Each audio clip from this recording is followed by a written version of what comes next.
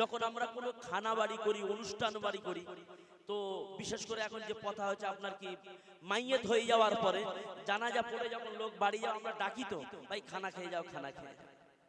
আল্লাহ এও ঘোষণা করেছেন যে তোমরা দুনিয়াতে আমার বান্দা ও বান্দি গুটি কটা দিন দুনিয়াতে থাকো, আর থাকার পরে আমার হুকুম আর নবীর তরিকা অনুযায়ী মেনে চলো।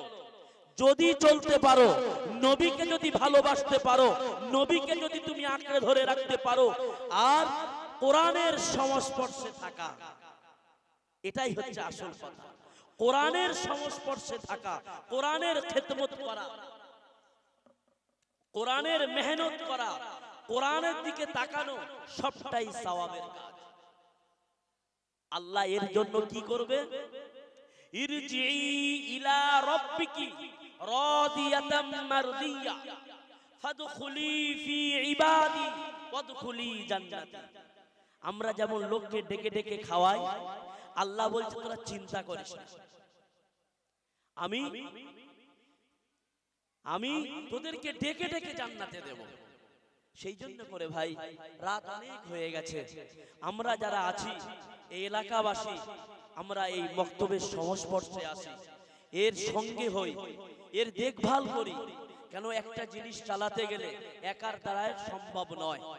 সেই জন্য করে এই গণ্ডির মধ্যে আসি, এ বাচ্চাদেরকে দেখভাল করি, এ বাচ্চাদের সুবিধা অসুবিধা কি আছে দেখি, এ বাচ্চারা কি চায় দেখি। এদেরকে যদি আমরা দিন দিতে পারি, তাহলে মউতের পরে এ হলো সাদকা জারিয়া। কোরআন বলে দিয়েছে কি, ইয়াউমা ইয়াফিরুল মারউ মিন আখি ওয়া উম্মিহি ওয়া আবি ওয়া সাহিবাতিহি ওয়া বানি। মরণের পরে কেউ কারোর হবে না, বাপ আমার হবে না, ভাই আমার হবে না, বউ আমার, কেউ কারোর হবে না। হবে এটা কি? এই যে বাচ্চা রেখে যাব, এই যে সাদকা জারিয়া, এরা যে কাজ করবে, এরা যে আমল করবে, এর পারিশ্রমিক আমি পেয়ে যাব। সেই জন্য করে ভাই আমরা এর সঙ্গে থাকবো ইনশাআল্লাহ। ভাই থাকবো আলহামদুলিল্লাহ। আল্লাহ আপনাদের আশাকে কবুল করুক। যা কিছু বলেছি শুনেছি প্রত্যেকে আল্লাহ আমাদেরকে আমল করার তৌফিক দান করুক। আমিন। ওয়া আখিরু দাওয়ানা আলহামদুলিল্লাহি রাব্বিল আলামিন।